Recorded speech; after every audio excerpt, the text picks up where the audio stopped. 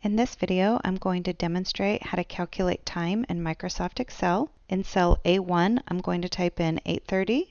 Notice that when I typed in 8:30, that cell is automatically formatted as time.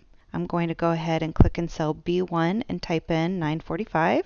And in C1, I'm going to start my formula. So I'm going to type in equal, left parenthesis, B1 minus A1, right parenthesis.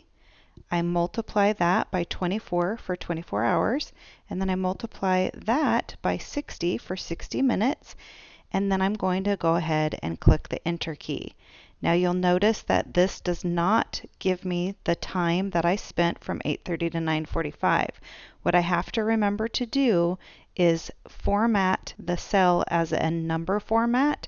So I'm going to go ahead and come up here and click Number, and then I'm going to go ahead and decrease my decimal place. And that's it. That's how you calculate time in Microsoft Excel. Thank you for watching.